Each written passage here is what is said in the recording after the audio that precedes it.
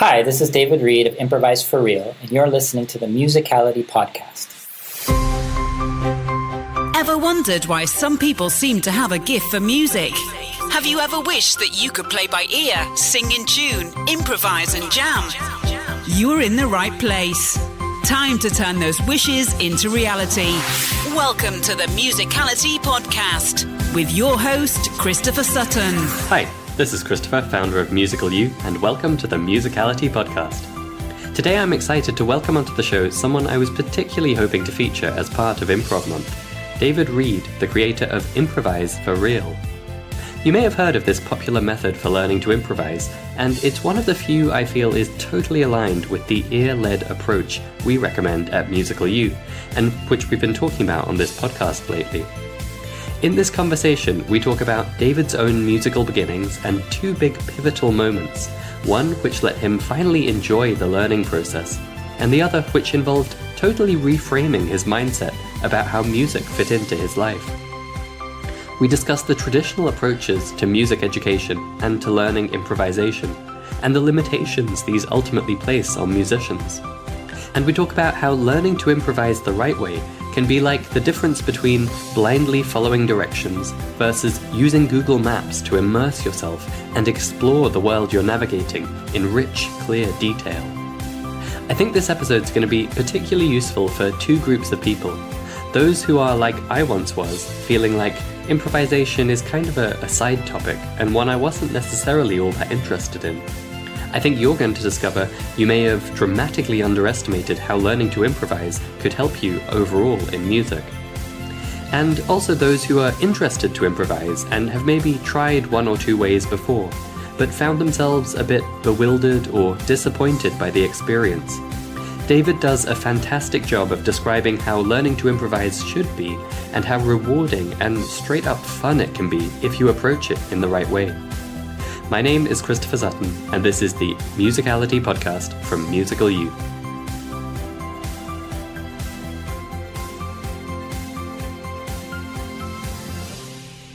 Welcome to the show, David. Thank you for joining us today. Well, thank you very much. It's a pleasure to be here with you. So we've had the chance to talk once before, and it was such a pleasure to learn more about Improvise for Real and a bit about your own musical story. But for our listeners who might be new to you and your project, I'd love if you could just share a bit about where it all came from. How did you get started in music yourself? Well, I started pretty young because my father was a jazz trumpet player. And so my first exposure to music was really nice. It was both listening to music in the house.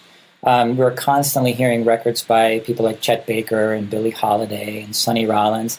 But then also there was this social component, which to me was very fascinating because he was going to jam sessions, he was playing gigs.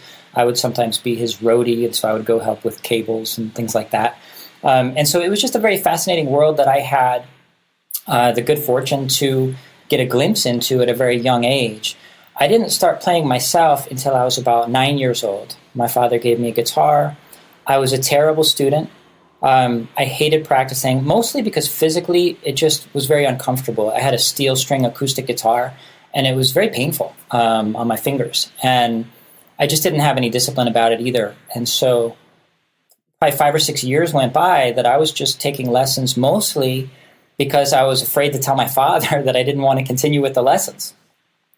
But what happens eventually, I think, is that even if you're the worst student in the world, which I likely was, there comes a point where you've struggled enough with the instrument, you've learned enough that you gain a kind of minimum physical control over it, and you reach a tipping point where the very next exercise or etude that your teacher gives you, you're actually able to play it and experience some of what your teacher had been wanting you to experience from the very beginning, right? And so when the pleasure of playing that tune starts to outweigh the pain involved in producing it, suddenly there's no looking back.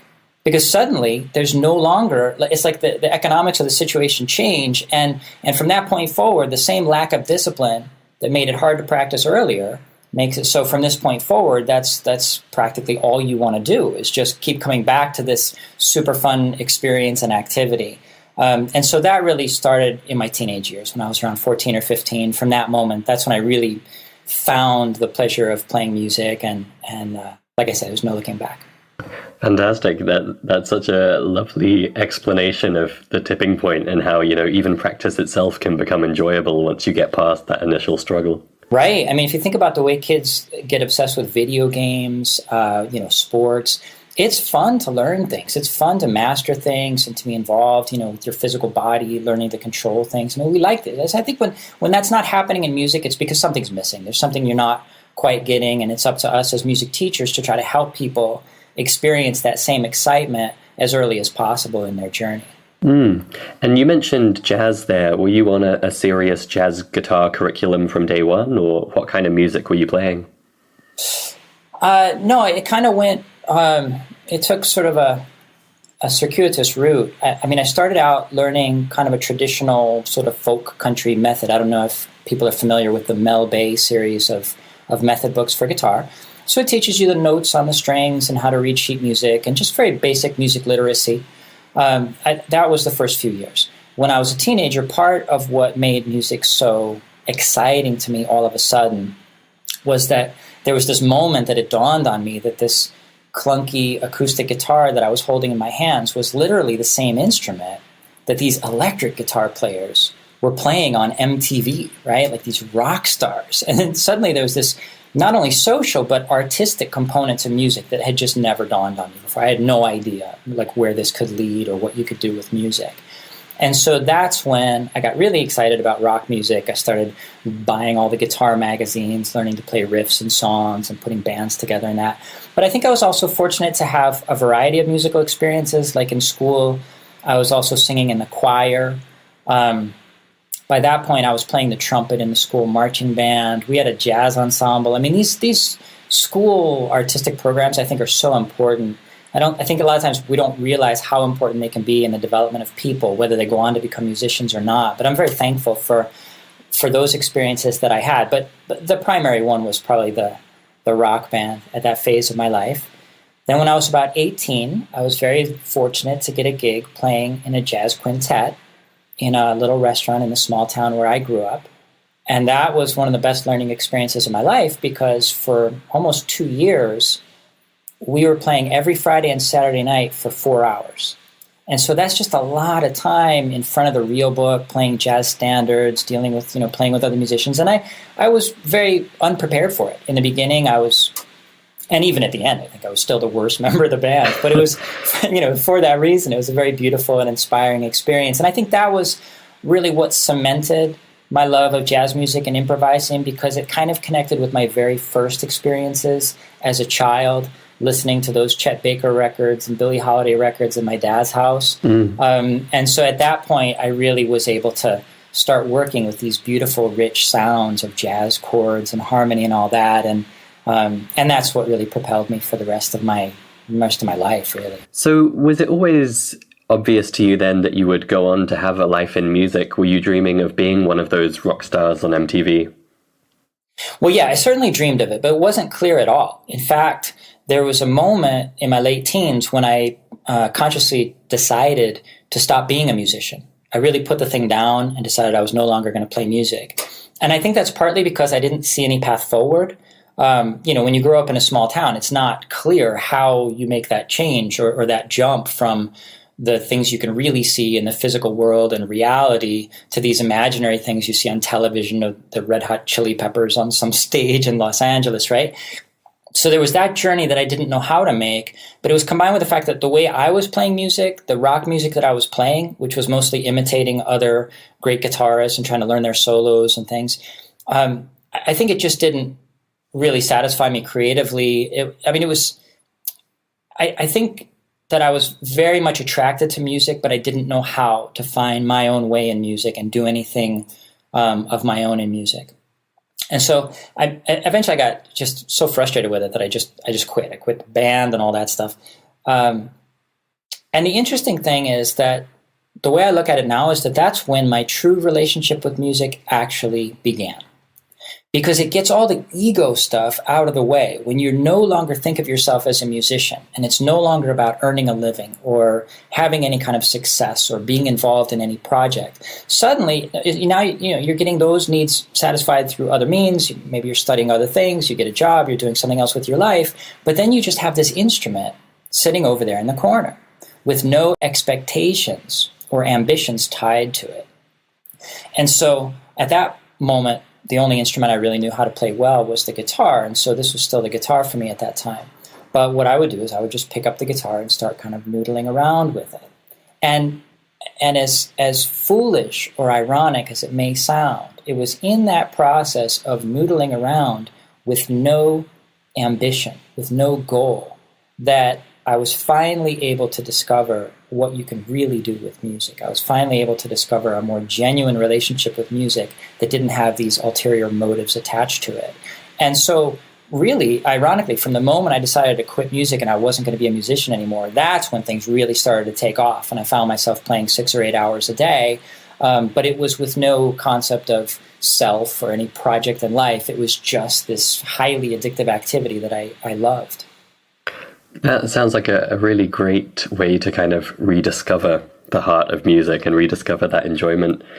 I've had the pleasure and the honor of talking to some great jazz educators on this show before. You know, we've talked with Steve Nixon of freejazzlessons.com and Nick Manella of the 10-Minute Jazz Lesson podcast and Brent from Learn Jazz Standards. And with all of them, I kind of put to them a question that I'd love to ask you, which is, I think all three of them kind of went straight to jazz. And that can be surprising to some people because jazz is often seen as this quite advanced, complex genre.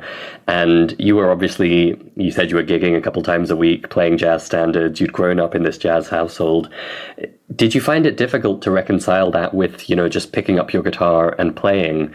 Or, you know, how did that work for you? Because for most people, you know, to just pick up and play, that's worlds apart from performing as an expert jazz soloist. That's a great question. I would love to hear what some of the other people had to say about it, what their experience was. My own experience was that these were very fragmented experiences that had almost no relationship between them. And if there's one piece of that that might be useful or helpful to your audience, it might be helpful for a lot of people to understand that what you see on a stage, when you see jazz musicians performing, is not always, it can be, but it's not always an organic extension of what you see pop musicians and blues musicians doing. In other words, those musicians on the stage doing something that seems very, very complex, improvising solos with all kinds of exotic sounds over jazz chord progressions. When I was doing that, I, at the same time, would not have been able to do many of the things that you teach at Musical U, to listen to a simple pop song, recognize the chord changes by ear, find the key of the music instantly, express myself effortlessly over that tune. A lot of what you describe as musicality, I didn't have. And what's interesting is that even without that, you can still cobble together a pretty decent solo over a jazz tune if you're just very diligent and very motivated to learn the theory and the scales and the chords. And I don't mean to say that there was no musical intent behind what I was doing, but I was certainly missing a lot of the skills that patch all these things together like glue. And so I never played like a natural. I was never one of those, you know, like full, like the total package musician who can go to a party and you know, figure out everything by ear and plays beautifully. I was never that person. I just had learned to play solos and chords over jazz standards before I picked up some of those other skills. So, and I think in my case, those two worlds really had to remain separate because I had a lot of catching up to do on the more authentic side before I would ever be able to get back to the level of complexity that I was playing from a more theoretical place. That's such a valuable point. I think, you know, I think it would shock a lot of people in the average restaurant to learn that the jazz pianist that was entertaining them with this amazing jazz actually couldn't play a pop song by ear, and these weren't necessarily related in any way.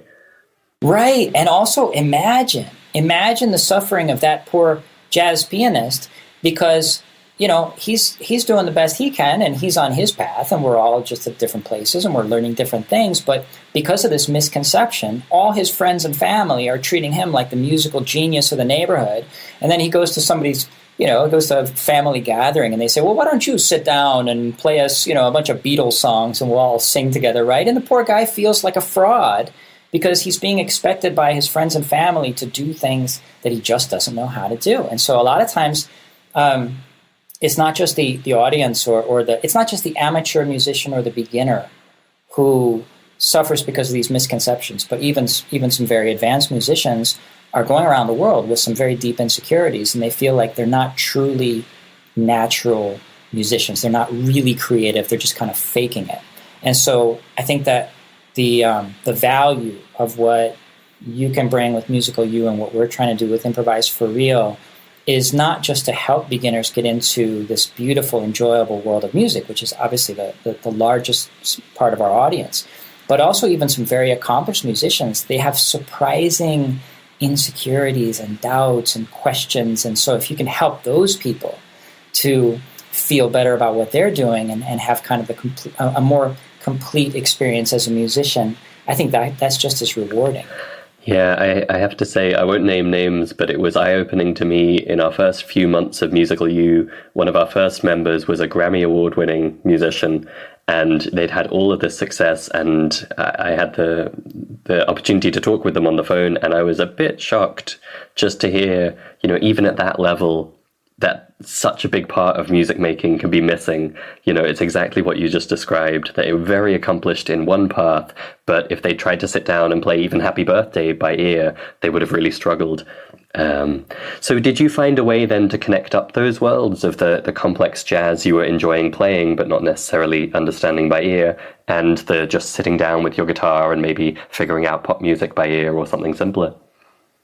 Yeah, but only at the end of quite a long circle. So, for example, you'll relate to this because at Musical you start people off, and I think the right way in understanding chords and harmony, which is to focus on the sensations, and of course thinking relative to the keys. So you talk about the 1 chord and the 4 chord and the 5 chord, for example, and that connects us up to an experience that's very familiar for many musicians. Many musicians, even quite amateur beginner musicians, feel pretty confident that they can not only recognize chords 1, 4, and 5 by ear, especially if it's in a predictable format like a 12-bar blues, but they also take it for granted that they should be able to easily play those chords in any key.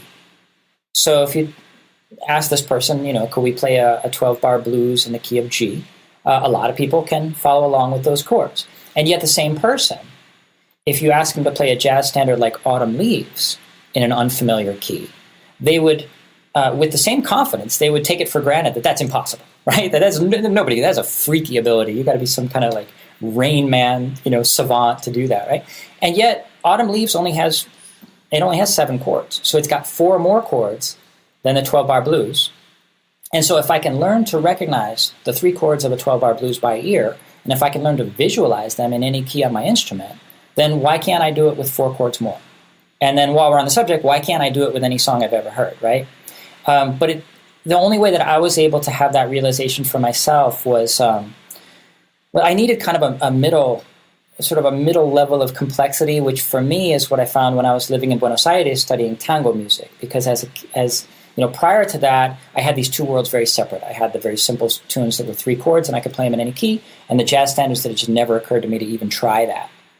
And the nice thing about the tango music, which it shares with all Latin American music and a lot of American folk music, is that it's still pretty simple. It's got, just a few chords, but you might have the 1 chord, the 4 chord, the 5 chord, and then maybe the 2 chord, right? Or the whole A section might be 1 and 5, 1 and 5, 1 and 5, and then in the bridge it goes to the 6 chord, right? So it's just a little bit more, just stretches your mind that little bit more, but it's still simple enough that it's worth trying to visualize all relative to the key, and it kind of leads you very naturally to that way of thinking about music that we all have with a 12-bar blues, but most of us don't have with jazz standards. And so that formed the bridge that then got me thinking about that. And then I started going back to some simpler jazz standards like Autumn Leaves and saying, well, instead of thinking of that as just a random, whatever is the first chord, depends on the key you play it in, like an A minor 7 chord, what if I just sketch that out as the 2 chord? And I get the 2 chord, the 5 chord, the 1 chord, the 4 chord, the 7 chord, the 3 chord, the 6 chord, and I say, holy cow, these are all the chords of the major scale. The whole song comes from a single major scale, right? And so what was so hard about that? And that's what inspired me to then, look for those same do that, apply that same analysis to essentially every song I had ever played. And a lot of the way that we teach and improvise for real is based on that realization and then following that through to its conclusion. And you said something really interesting there that I'd like to pick up on, which is approaching all of this in terms of the feel of the chords, or remembering how these progressions might sound or feel as you play them on your instrument. Talk a little bit more about that, because I think a lot of people would hear the kind of terminology you just used, like the 2 chord, the 6 chord, and suddenly everything's sounding very abstract and theoretical and mathematical. How do those two worlds reconcile? That's such a great point. I believe that creativity and a genuine understanding of music is the result of the student having the opportunity to get to know the raw materials of music firsthand.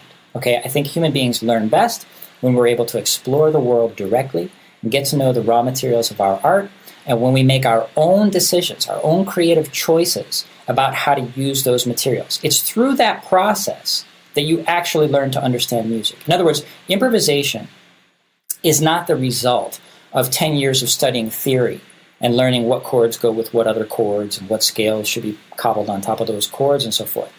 Improvisation is actually activity that leads you to the understanding in the first place.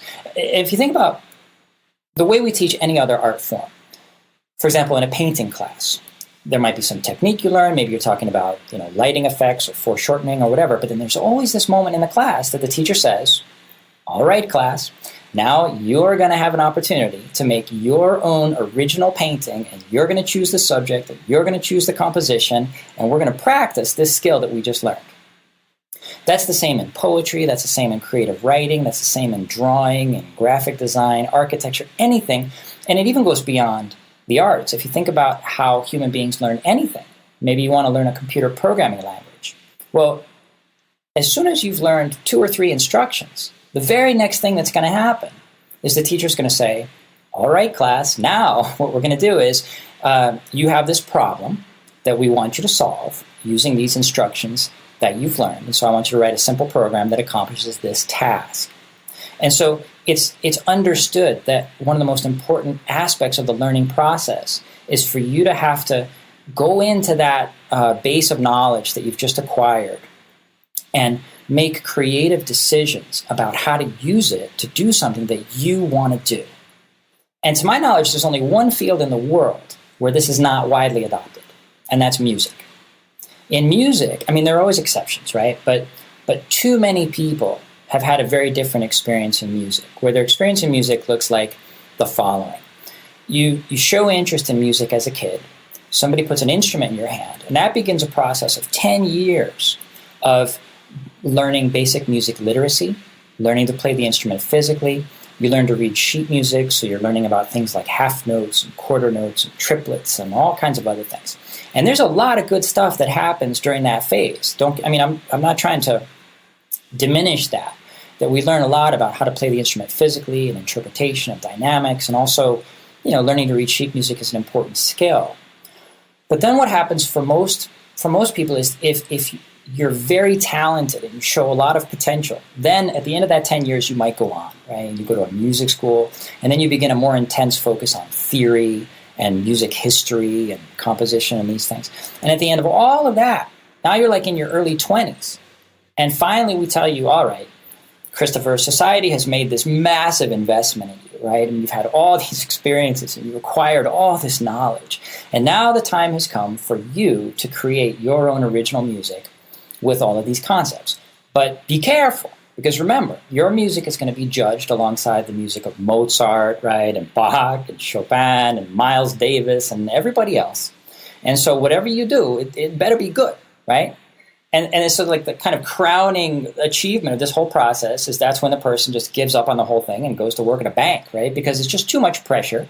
And it's just, my feeling is that this whole approach is outdated, and it does a great disservice to musicians, to people who start out as sensitive music lovers who just want to have a richer experience. They just want to make music themselves. They want to hear the sounds. They fall in love with the sounds when they discover their own ability.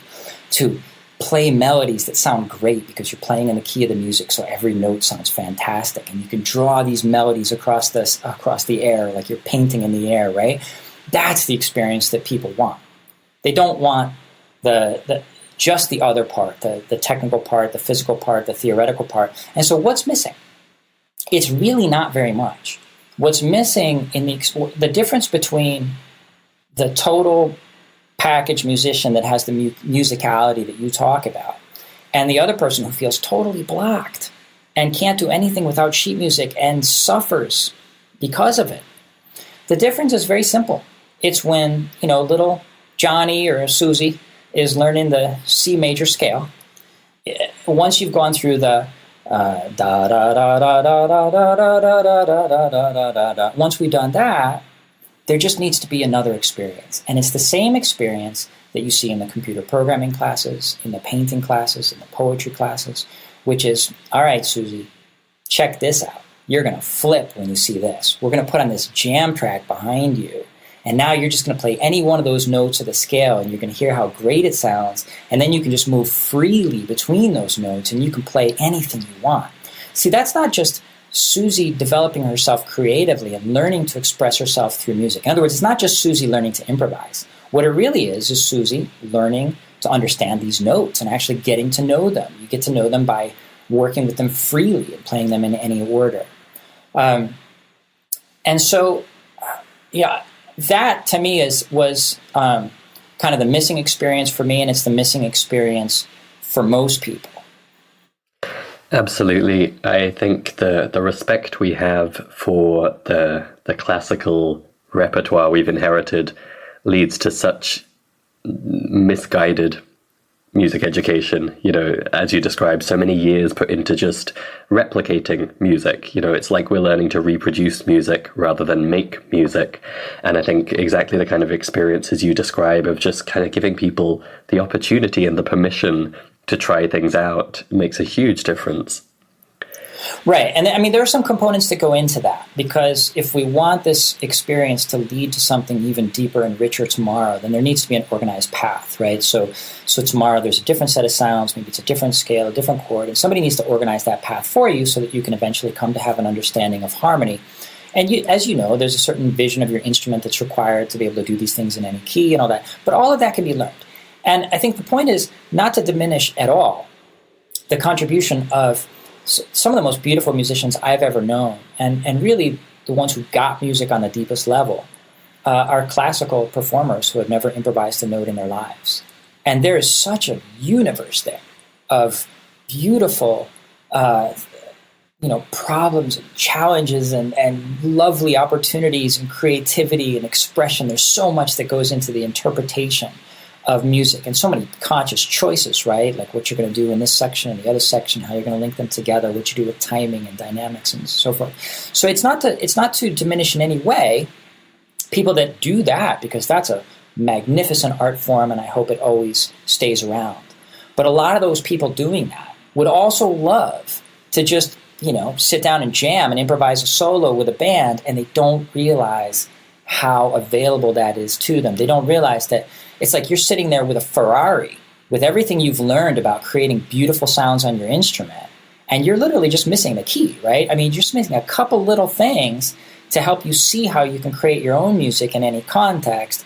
And so that's really exciting. So I guess what I'm trying to say is that people who can't improvise are mystified by the whole process.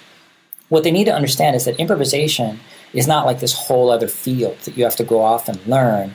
Everything you have learned about your instrument, everything you've learned from listening to the music you love, everything about you as a person, your values, your tastes, your sensitivity, you bring all that with you to the very first time you improvise.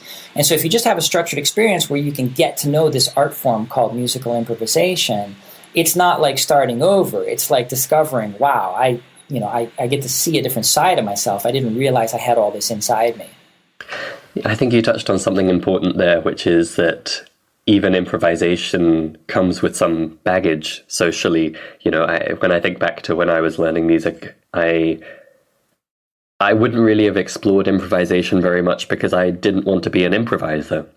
Sometimes there was an opportunity to play a guitar solo in a rock song, and that was fine, and I knew my scale patterns and I could do it, but I wouldn't have really dived into improvisation because I didn't think of myself as someone who particularly yearned for that creative outlet. But I think if someone had framed it to me more as, this is the path to really understanding the music you're playing, this is the path to having the ability to create whatever form that might take, I think I would have got a lot more excited about it. And I think, it's interesting that we started this conversation talking about jazz, and you also mentioned, looking at the rock stars on MTV, because I think improvisation in both of those contexts comes with a lot of assumptions. And I'd really love to talk more about your approach at Improvise for Real, because in the first episode of this series for Improv Month, I talked about two of the most common approaches to learning to improvise, and maybe the drawbacks those have. The first being the jazz tradition of learning vocab. So you study the greats, you memorize their licks and riffs, and then you essentially pull those out of your bag when it comes your turn to step forwards.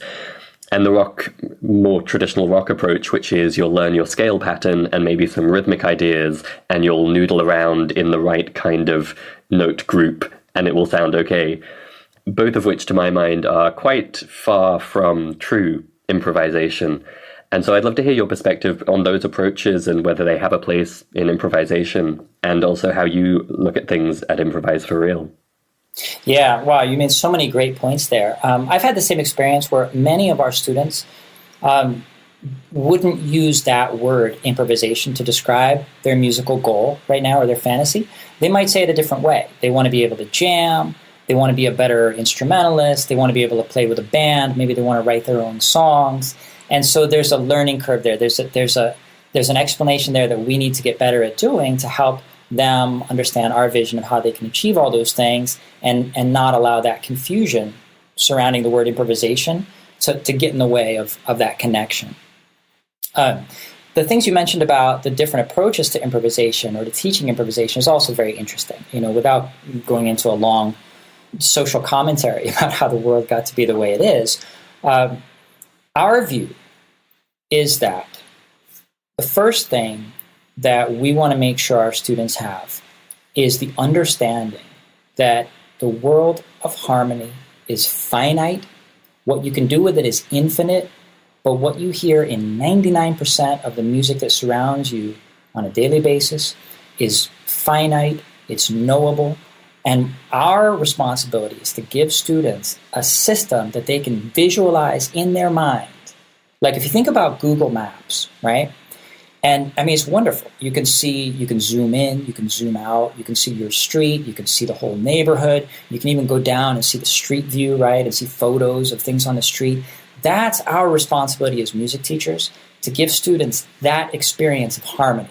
In other words, they should feel that each harmonic situation that they're learning about connects to others. They should see how it all fits together. They should be able to go down and do the street view, right, where they're improvising and they're working with the notes and they're down inside the thing, but they should also be able to lift their view up and get a bird's eye view and see how it all fits together. That's, I think, our first mission, is to help people understand that view of harmony is possible, that you can have a very simple and very elegant model of our musical system in your mind that you can then explore. Now, the knowledge of those sounds is going to come from your exploration. So it's not up to me to tell you how to use those sounds. My view is it's not up to me to give you vocabulary. It's up to me to show you the map and to show you how you can go down and walk those streets and get to know all those neighborhoods for yourself.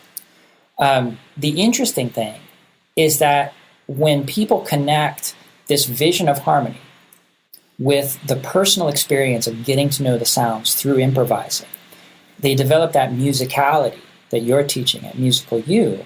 And the result of this process is a very different definition of improvisation. Improvisation is no longer spitting out licks and vocabulary that somebody else gave me.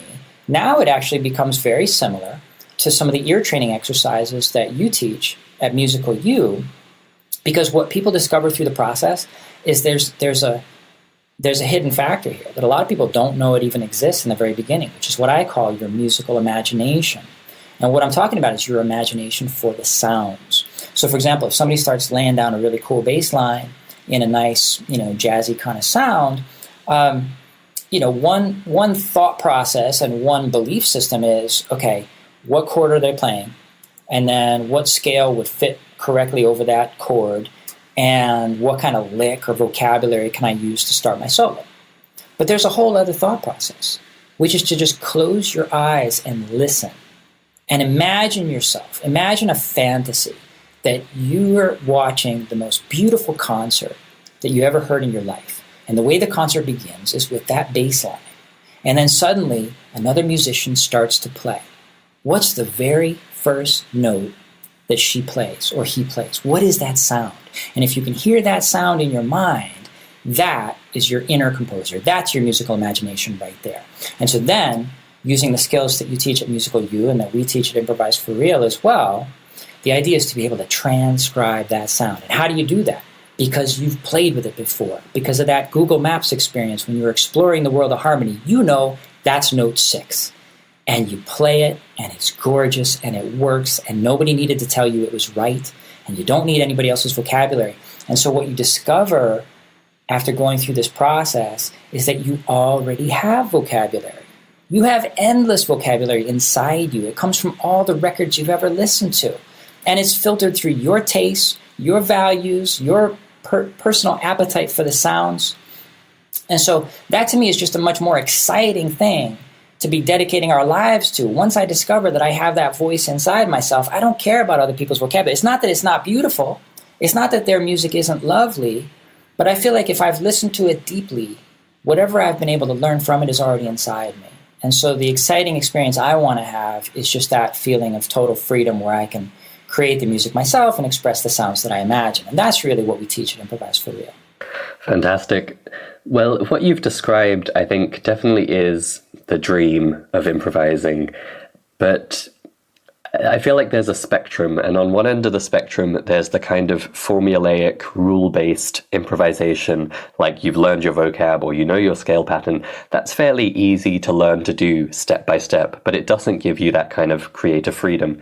On the other end of the spectrum, you have the kind of romantic jazz story of the guy who just goes and practices hours in a shed until he can magically improvise out of nowhere just by playing. Right. How do you connect up those two worlds? How do you fill in that middle ground that lets people learn that kind of beautiful, creative, free improvisation you just described, but in a clear step-by-step way? I think what you just described is exactly our mission. We don't do everything at Improvise for Real. We don't teach rhythmic patterns. We don't teach sight reading, sheet music. We don't teach musical literacy. Even though those skills are very important, even though there's a lot to be gained from all of that, we don't do that. There's just one thing that we do. There's just one thing we want to do and that we want to be the best in the world at. And that's providing that step-by-step path, an organized journey that should be fun and creative from the very first day, that should lead people in an organized way through the world of harmony, but making use of improvisation every step of the way. So in other words, day one, let's say you're improvising in the major scale over what we call the 1 chord. Okay, so you've got 1, 3, and 5 going in the background, and you're just getting to know the notes as they sound in that context. Well, then tomorrow we can do something else. Tomorrow we could maybe improvise with the same major scale, but now maybe what's sounding in the background is the 2 chord, and that changes everything. Okay, now this is not an overnight process. This is a lifelong journey. But at some point, the person's own intuition and desires and personal goals begin to take over, and they can interact with our material in a much more flexible way. The same way, one of the things I like about Musical U is that you offer people roadmaps and a plan and a vision of how to get to where they want to go, but it's also built in to the process that they have the flexibility to go deeper into some areas than others and to do things in the order that they need to. And I think that that's necessary for anybody. I mean, as you know, if our students are musicians, almost by definition, we're talking about sensitive people who don't want to be told what to do, and they don't want to study stuff that doesn't mean anything to them, that doesn't make sense to them. They have a burning desire to figure out something in each moment, right? And if we can help them get in contact with that, then that's kind of our job. But what we do in Improvise for Real is to try to lay out that path. For example, there's the book, Improvise for Real, And then there's this series of jam tracks that we've published. And literally just going through those jam tracks, first level 1, then level 2, then level 3. What they're doing is they're going through all these different harmonic situations. We're leading them by the hand. And at every step of the way, they're getting to know the sounds by working with them, by improvising with them, by playing solos with them. And so, yes, at the end of this process, you're going to be a monster improviser because your entire practice routine is improvising. That's what you're doing all day long. But if we've done our job properly, then the path should also be very understandable. It should feel very much like that Google Maps kind of experience where you could see the world of harmony and there's nothing particularly complicated about it. It should feel like a very rich landscape of beautiful things to discover, and it should be organized in such a way that the abstraction gets layered in over time. So the very first principles should be very easy to understand. You should build a very solid mastery of them, and then it becomes easy to understand variations on that or abstractions. And that's really, the work I've been doing for the last 10 years. So, I think getting into the mechanics of it is, it's maybe not that interesting to the listeners as far as exactly like what we do first and second and third. But the way you ask the question is actually a very lovely mission statement, right? Like every day that we wake up, we're returning to your question of how do you help a musician develop that freedom, that total musicality that allows him or her to feel that complete creative freedom, improvising, composing, jamming with friends, performing, maybe forming a band. How do we give them those experiences or make those experiences possible through a learning path that incorporates a deep understanding of harmony and total creative freedom right from the very beginning? It's the exact opposite of the approach where first we're going to tell you a bunch of stuff about music and you're going to practice your instrument for 10 years, and then we're just going to throw you out onto the stage and, force you to do something. The idea is that if you learn something, then you should see it clearly. You should be able to play it in all 12 keys. You should be able to recognize the sounds by ear. You should be creative with those sounds. You should be making your own music with those sounds. And that can be very simple. I mean, we can do that with 1, 2, and 3. But if you're learning notes 1, 2, and 3, you should be able to recognize Mary Had a Little Lamb, right? It's tying those things together so that you can perceive what we're really talking about. It's not theoretical. These are human sensations that we've got to get to know, and we have to have a way to wrap our mind around them, and that's the Google Maps sort of vision, right, of harmony. But more important is the personal experience, getting to know the sounds. And my perspective is the most effective way to do that is through being creative with them. It's through improvising and even composing, making up your own chord progressions. Fantastic. Well, I know that a lot of our listeners who have either shied away from improvisation because they weren't sure it was for them, or maybe have tried learning to improvise but found themselves trapped in, patterns and rules and memorization, are probably feeling really inspired and enlightened right now because the approach you take at Improvise for Real, I think, lives up to its name. You are teaching the true spirit of improvisation, and I love how step by step and practical you've made that for people to learn. Do you have any advice for someone who's just getting started in this journey? I think my advice would be the most important advice that I would give to any person who is longing for a musical experience is to try to separate the social issues of the tribes, the internet trolls, the people who spend all day online arguing about music theory and all these things. There's so much of that to a beginner can be so intimidating. And we have our own things that we bring to this as well. We've all been exposed to too much television. We all have, we're all guilty of the kind of celebrity culture of idolizing people and so forth. All of that is a distraction. Okay, there's something here that if you can just get a taste of it, it's so beautiful.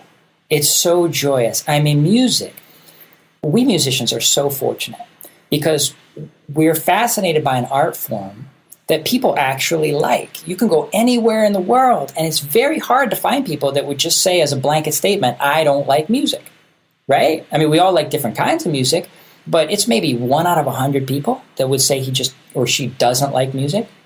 If you compare that to the people who say, I'm not interested in poetry, I don't like, I don't like to go to art museums, right? So everybody loves music, and it has that wonderful component to it, that it's something that we all feel, it's visceral, it's something we can share with others. But then it also has this amazing social component that you can do it with other people. You can jam together. Whether it's just the simple pleasure of playing in time, like just playing written sheet music in a big band or something, or whether you're strumming chords in a rock band, or whether it's something more interactive where you're soloing and having a real dialogue. I mean, this is just the most wonderful art form. It's such a cultural treasure, and I feel that it's everybody's birthright, right? Like these kids all over the world should be jamming. There should be jam sessions on every street corner of every city in the world, and it's almost free, right? It's totally anti-consumer, anti-materialist. You get a little instrument for a couple $100. It can open up this whole kingdom of pleasure and enjoyment and fascination for the rest of your life. You don't even care about the new iPhone, whatever that's coming out, right? And I would just encourage people, my advice would be to stay focused on that. Focus on yourself and your own experience and what you can experience through music, because there is something so beautiful that's waiting for you there, that once you get into that, all the other stuff kind of goes away. It gets smaller and you don't really care anymore whether you're the smartest guy on the chat forum or somebody considers you the best musician in your town. Like all those ego things just kind of don't really matter anymore, because you found something so much more interesting and valuable. Wonderful. It's been such a pleasure to talk with you, David, and I would highly recommend Improvise for Real to any of our listeners who are excited and intrigued by the things we've been discussing today. Thank you again, David, for joining us on the show. Well, thank you so much, Christopher. I really appreciate it. Unlock your full musicality with Musical You membership. Find out more at musicalitypodcast.com/join. That was so much fun. David has such passion for teaching music through the creative practice of improvisation, and I love his perspective on how to make it easy and accessible to any musician. There was a ton packed into that conversation. Let's do a quick recap. David grew up surrounded by music. His dad was a jazz trumpeter, and he started playing guitar early. But it didn't come easily, and in fact was quite hard work for the first few years. But then, he said, he hit a tipping point where his abilities got to the stage that he could actually enjoy the learning process, and from there he was hooked. He went on to gig with a band playing jazz standards a couple of nights a week, and that really pushed him to learn on that particular path. But interestingly, he pointed out that this style of playing and performing isn't necessarily connected at all with the world of improvising that he went on to discover. After making a conscious decision not to pursue big career success in music, he was able to pick up his guitar and reconnect with the pure enjoyment of making music. And he found that he was able to figure out simple music by ear. Not yet the complex jazz music, that was still a separate world for him, but in time it was Argentinian tango music that provided a bridge from the simple 1-4-5s of rock and pop to more varied chords, and eventually even the jazz music made sense to his ear.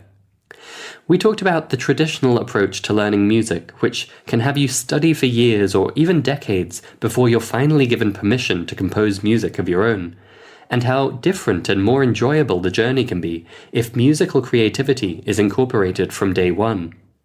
We talked too about how even the word improvisation brings with it some baggage. It's clear that, for David, improvisation is simply the essence of musical creativity, and the activity of improvising can be a vehicle for learning all the inner skills of musicality that we talk about on this podcast.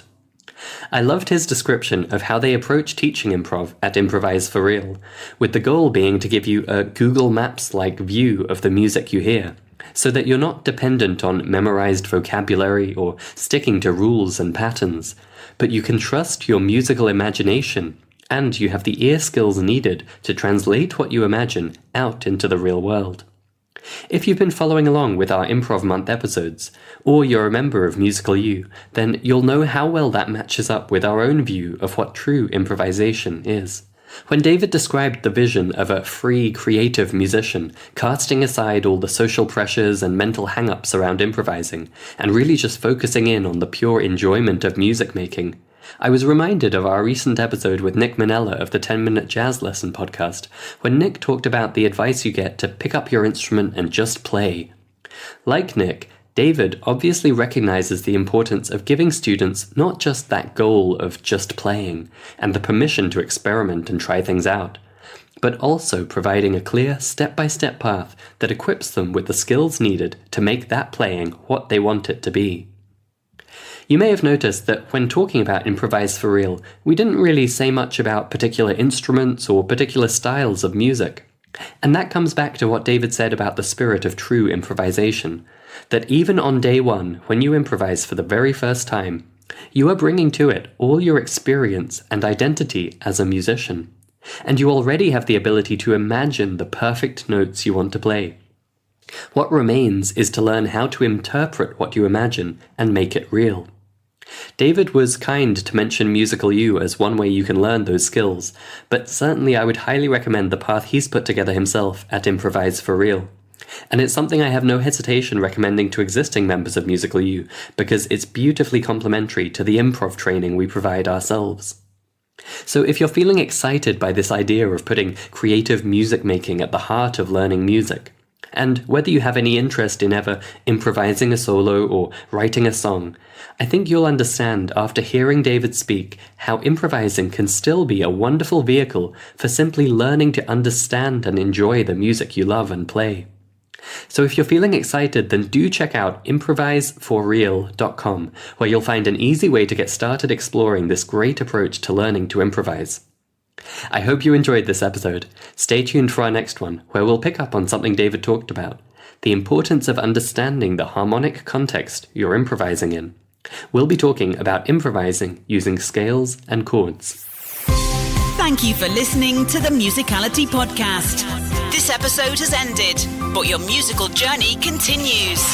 Head over to musicalitypodcast.com, where you will find the links and resources mentioned in this episode, as well as bonus content exclusive for podcast listeners.